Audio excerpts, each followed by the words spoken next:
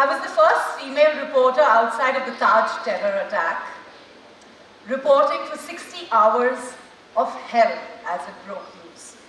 My biggest interview was a man called Warren Buffett. When it came to reporting on sport, I said no one less than Tiger Woods. I spent 1,10 hours, 532 hours reporting during my career in broadcast journalism. But none of these will define my legacy. Because now I stand and build with myself and other women a game-changing effort to see how can we make this world far more equal. When you get a chance to see what I say on a daily basis, it's two words: created equal.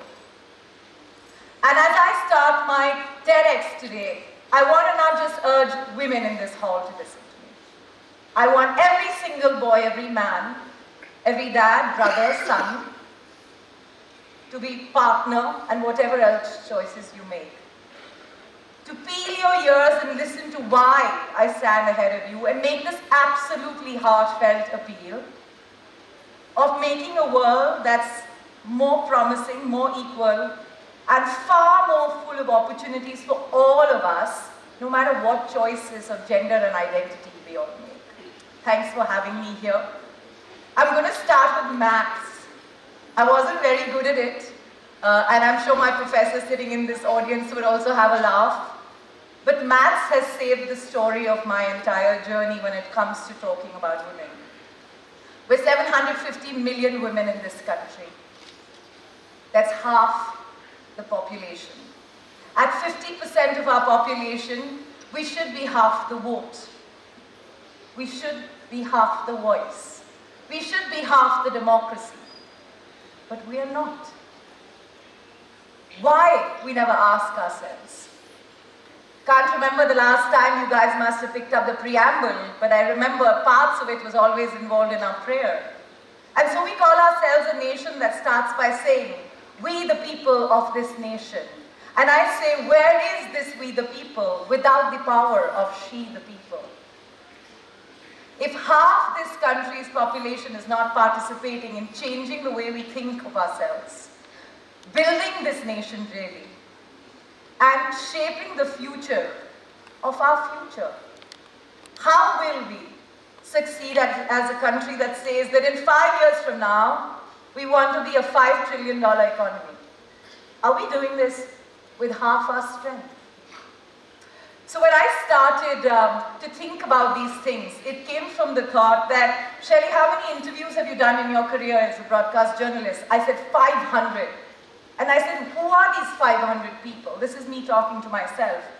These were top CEOs, the ones who sit in cabins and boxes they call corner offices.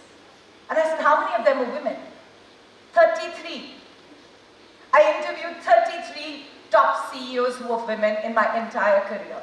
And I looked at myself, what a shame. How do we define a CEO today? How do we define success today? And that's really what hit the nail on its head for me. We believe that it has to be a success story where somebody comes up to a stage and talks, then you're successful. You have to launch rockets to be successful.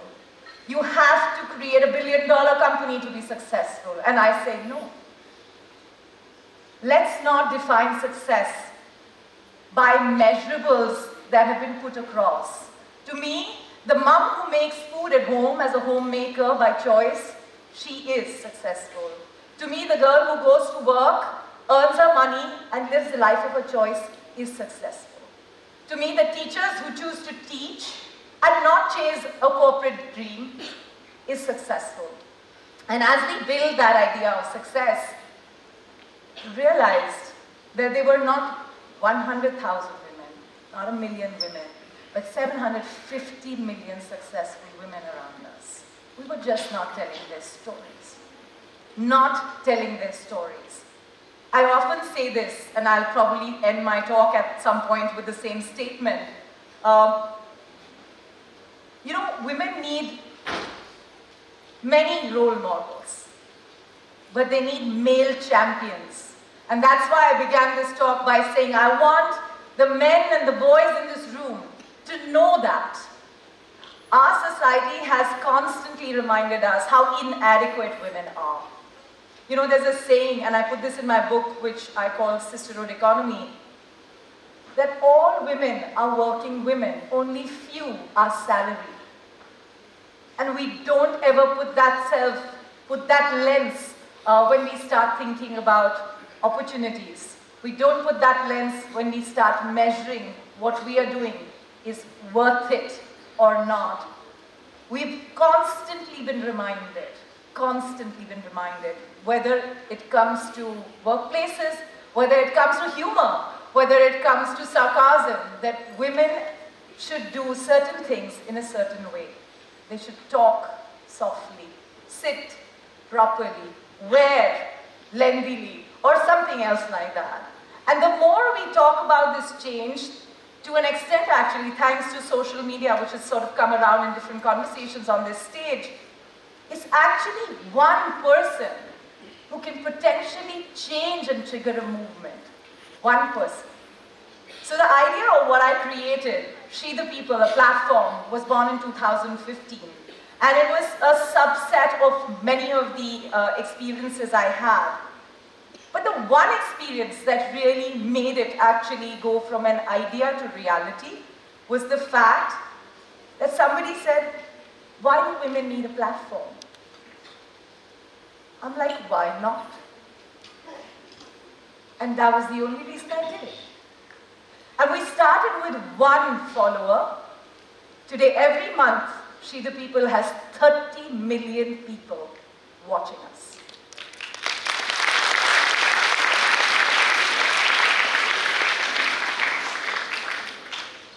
When you go and, no matter where you go in your life, no matter what choices you make, you're going to find people who say, this is not what will bring you business. This is not what will bring you popularity. This has never been done before. Can you bring an idea that's successful in America? I will back you then. These are the kind of conversations you'll hear whether you're a man or a woman. And you're going to have to tell yourself, who am I betting on? I say this often, so much so I have bags printed on it, and I wear t-shirts that say this, and I will say this because I made it for a woman, this quote, but I think it holds for a guy as well. Behind every woman is herself. If you don't bet your life on yourself, no one else is going to bet. Just like the idea of leadership, and the number of people before me who've talked about it. If you don't believe you're a leader, how do you expect people to follow? Please, when you go out there into your life, when you make choices at school, when you make choices outside of school, the naysayers will multiply 10x, and the supporters will divide themselves by that much. Keep yourself focused and keep your head held high. Because if you have an idea that no one else has, it is already deep. If you power your idea and go out there and say, I will do it, people will eventually come to you not because of the idea, because you have the determination to make that change. And so when I decided to leave what was mainstream television, all those cool CEOs that I met said, who works in a space that is so niche? You all know what niche means, right? Like something really, really special, very, very tiny. And I said, if you think half your country is niche, isn't that problematic?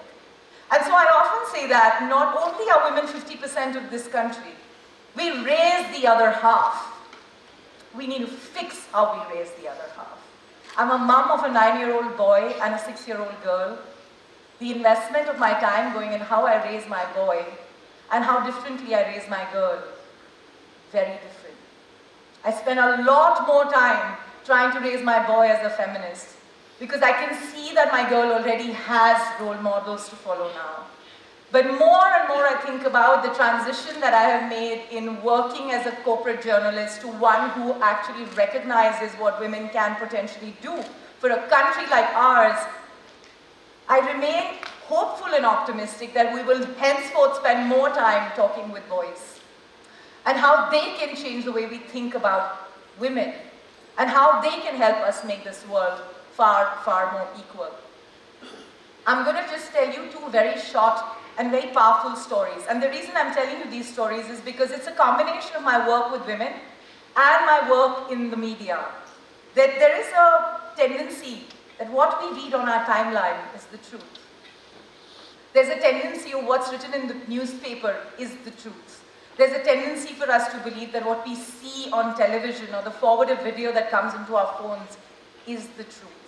I want you all to recognize that at the end of the day, if you find yourself in positions of power, the power of being able to distinguish what is right, what is wrong, and that this might not be accurate or this should be reported differently, that is going to be supreme power of the future. Being informed citizens. And so one such story is the fact that if you take a pool of 1,000 articles and just splice it, you'll find that 800 articles out of every 1,000 are focused on the government, cricket, and Bollywood. 200 articles cover everything else, of which perhaps there is a sliver of coverage of women. And one part of this coverage is often around crimes of women. Very important. But I've always said this, and I'll say this again and again. We need to show women in light other than the kind of destitute situations they face. There are women who are succeeding in different ways, whether there is Paralympics, whether we're talking about women who are just leading in debate competitions, who are fantastic actors, or changing work on, rural ground. But we're not telling enough of those stories. We're not just telling enough of those stories, we're not celebrating how women are moving the needle on an everyday basis. So I met this young woman from a place called Satara, which is in Maharashtra. Her name is Rohini. And she was, at that point, doing her master's, and her parents wanted her to get married quickly. And so she landed up married. She was told she was overqualified for marriage. Finally, her husband went out to work in another city, and she started playing with the internet. For somebody who had never touched a phone, didn't know a thing about the internet, she learned how to do beekeeping. In villages, it's very useful to do that because you can help pollination in an agricultural field. Not only did she create an entire village of beekeeping through the internet, she came up with her own honey brand, which is now on Amazon, and then she set up a full-fledged factory. But the reason I'm telling you this story is that at one point she was told that she would not be able to do anything. And what changed for her was technology. So today where we stand are two very important things. The general recognition and enough research having been done on the fact that you put women in the economic, the economic value chain, you actually see numbers. You don't just see more women. You see more profitability. You see more leadership. You see more revenue. And then you see more ambition. Once she realized that she could do this, she stood for the panchayat elections. But she lost. You know, why did she lose? And maybe our friend Krishna here would relate to it. She said, I went to the chai stop. She said, at the chai stop, you can't do this to the boys and say, come vote for me.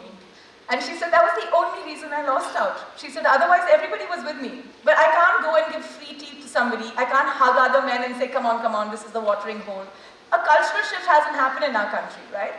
And so it was really amazing to see how a person who was forced into marriage transformed her life, used technology, and today she is one of Google's biggest internet sathi, talking about transformation to technology. The other end of the spectrum, talking of reporting, have you all heard of this term, farmer suicide? Rampant in a country like ours, given how many more people work in a farm than they actually can afford, then they take debt, and when they can't pay back debt, they die by suicide. The farmers. It's very tragic. The reporting on this is about farmer suicides going up in Maharashtra and Andhra Pradesh. Ask yourself the question, that we report about the farmers who are dead. Where do we ask the question about what's happened to their wives? Those who have gone, but we stop asking questions about those who are left behind. And that is another reflection of how we report. and how problematically we report. And why I say that? Because in 99% cases of farmer suicide, the women who are left behind have to sell their children and themselves to live behind with the debt they left. When we as citizens grow into people who are going to be in positions of command, positions of being a CEO or in the media or using, is that an indication of my time? Great, lovely. I like how the men before me didn't get this, huh?